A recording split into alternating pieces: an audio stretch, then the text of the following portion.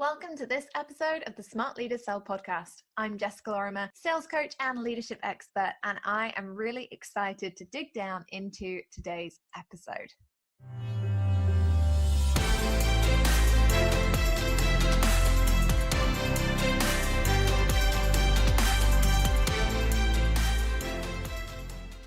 So today we're going to talk about something that I find really interesting, and it's this idea of feedback and constructive criticism.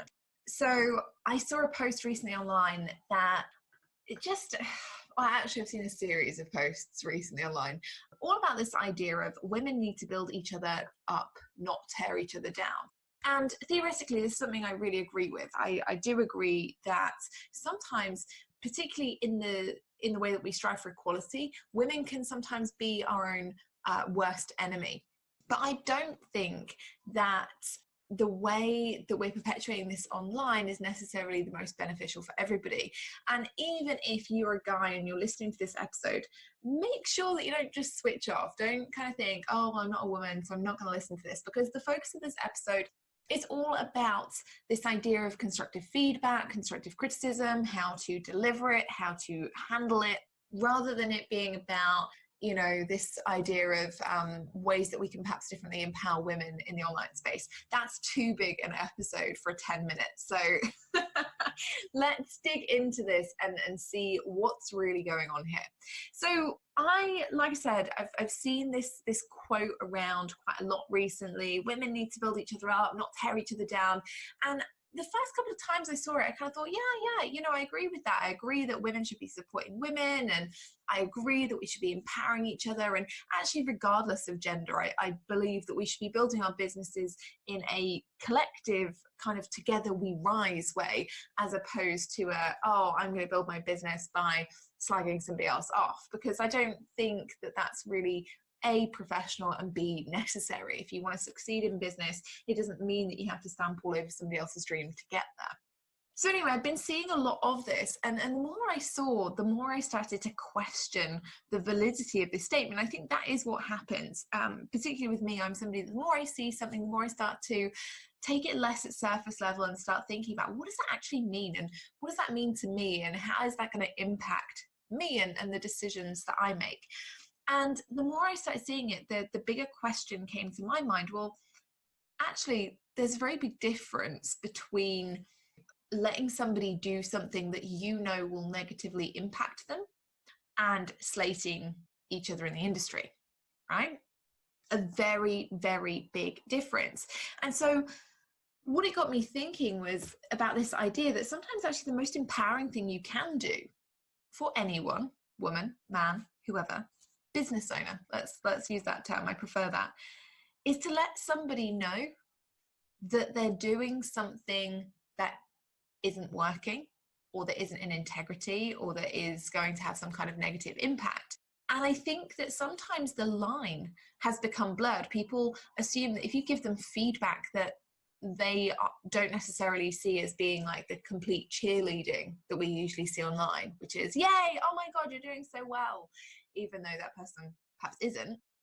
The line between that and, taking any kind of feedback and then assuming that it's character diminishing, or that, somebody's really getting at you, that's become really blurred. And so we're seeing a spate of these kind of posts online that are, this person is having this huge go at me. And really that person might not have been. They might have been trying to benefit you by giving you some feedback that perhaps you didn't want to hear. So we have to start weighing this up.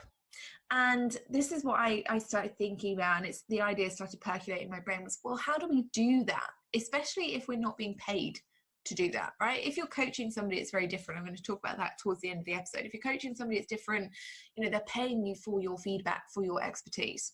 But if you're not, if you're friends with somebody, or if it's somebody that you respect online or respect generally as a business owner, or if it's a friend or a family member, like, how do you deliver what in corporate we would call the shit sandwich without them feeling like you are digging at them personally, or that you are perhaps very anti their business venture or anything like that, because we don't want to, you know, cause unnecessary negativity in your relationships. But also we do have a responsibility, and I think it can be really empowering to let people know, actually, I think you're way off the mark with that. And we'd all rather our friends were honest with us, wouldn't we? You know, I think it's this age-old question. Me and my friends were talking about this the other night, just a quick side note here. But we were talking about this the other night. We were over a few glasses of wine, as you do. And we were saying, you know, if you found out that your partner wasn't doing something very nice, would you tell the person? And that was the question. And all of us were like, yes, we would. And then we started digging into it and we're like, oh, actually, how would this make us feel? And oh, would that damage our relationships? But the overwhelming answer that we went away with after that night was, yes, we still would tell that person, but delivery would be the important thing. And that's what I want to cover with you guys on the podcast today. So once we've identified that, yes, actually it can be really empowering to give somebody the right feedback, we have to look at how we're actually going to deliver that in a way that works and that is mutually beneficial for both parties, i.e. your best friend doesn't suddenly hate you and gets the message about what they should be doing differently. So the first thing that I've always learned by this is ask if they actually want feedback. So I don't believe in giving unsolicited advice. I just don't do it. I think mainly because I don't want to waste my breath. A lot of the time when you give unsolicited advice, you're giving advice that somebody doesn't A, really want to hear, B, hasn't asked for and therefore isn't invested in, and C, sometimes they just take it completely the wrong way. So for me, there are too many negative variables to give unsolicited advice. But what there isn't is the opportunity to say, hey, I've noticed that you are putting out different content recently, or that you are starting a new business, or that you are doing something differently. Would you like some feedback from me on that? And if they say no, let it go. It's become their problem. It's their responsibility. It's up to them to know whether or not they want feedback. And if they don't, that's cool. That is their choice. So I completely respect that. And if somebody comes back to me and I've said to them, look, I've noticed that you're doing this. Would you like some honest feedback from me on that? If they say no, I go, okay, cool. And just change the subject. Now, this is great for friends. It's great for family members because you've offered. But if they say no, drop it. You cannot save them. It's not your job. And also they won't appreciate it. Okay. So if they say no, just let it go, as in Frozen. I'm not going to sing that. My throat's actually quite sore. So if they say yes, then that's your opportunity to handle the situation in, I don't know, do I say mature? Do I say mature and adult and like nice fashion? Look, you know, giving feedback, especially when it's constructive feedback, is always going to be tough. But I think there are certain ways of delivering it that make it much easier for you to say and much easier for them to process. So key things from me. If they've said yes and they want your feedback, be careful what kind of phrases you use, all right? So rather than saying there's a specific formula to giving feedback, i.e. find a good thing, then find a bad thing, then end on a high, that's the kind of the corporate way of delivering that. I always look for key phrases that might be useful.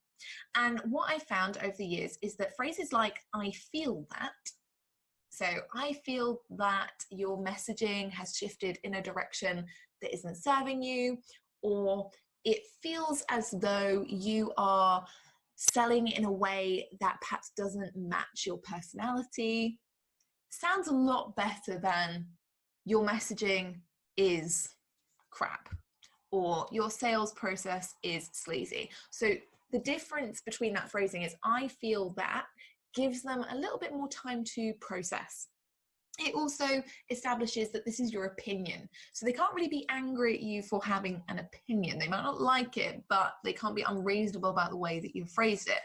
Whereas saying your something is offensive generally. And that's how it's going to be taken. And people are going to be way more defensive. They're not going to give it as much processing time. They're not going to think about what you've said. They're going to jump immediately on the defensive. You know, if you sit there and you say, your marketing is awful, versus I feel like your marketing doesn't represent your product or your services or the way that you like to build relationships, it's just going to get you a very different reaction.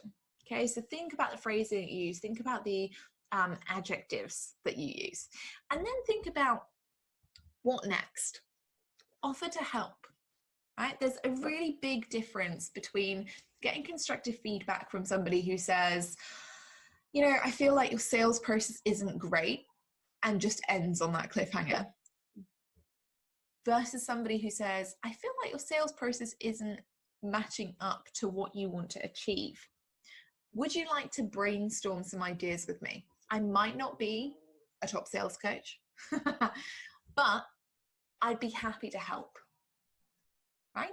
It puts people in a very different position. It makes us feel like, oh, that person actually cares about what's going on. And yeah, sure, the initial message might sting, but actually they're trying to do their best. Yeah. So if you are giving this constructive feedback, decent phrase, offer to help, the only time that this is any different, or the only times this is any different, is one, if you're not qualified to help them. Okay, so if somebody has a clear mental health issue, or you know, it's a clear medical issue and you are not qualified, you cannot offer to sit there and say, okay, well, you know, I'm happy to counsel you or something. That's dangerous. There's a very different line between, you know, helping and crossing the boundary. So if somebody does have a serious medical issue or mental health issue, please make sure that your offer to help is not around, here's how I can help you, and it's around, here's how I can support you to find the right help available. All right. And the only other time that it's different is if they're a client, because clients are paying for your advice, and they're paying for your feedback, and they're paying for your expertise. So actually, if you don't give a client constructive feedback, you're doing them a disservice, because effectively you're watching them do something wrong and you're not telling them about it, which means that they're not going to get the results they want. And guess what? When they don't get the results they want, who are they going to blame anyway? It's not going to be themselves, is it? Right? They're going to blame you. So they're going to blame you for constructive feedback, and they're going to blame you for not getting results. Which would you rather be blamed for? In my case, it's always been, I would rather somebody had some constructive feedback from me, that I did everything I could to show them that this was being said in their best interest, and that they went off and got great results, rather than boost them up, boost them up, boost them up. And then at the end of the process working together, they go, well, I didn't get any results. And I go, oh yeah, it's probably because you're doing all these things I just didn't want to say because it was weird and uncomfortable for me. All right. So always think about it. If they're a client, they're paying for your feedback. And again, same rules apply, only you want to preface that with that conversation with something like an email that says, hey, there's something I'd really like to discuss around your messaging, marketing, mindset, sales process, health goals, whatever, today. Let's go through it on your call step by step, so we can make sure that you're getting the best results and that you're staying on track for the goals that you want to hit. Yeah. So you're prefacing this conversation either with an email or a message or a Voxer, or even when you get on the call that morning, you just say, hey, look, you know, I know we're going to discuss this today, but actually I think that there is something bigger that we need to discuss. This is what that thing is. I really want to make sure that we're working together to hit your goals.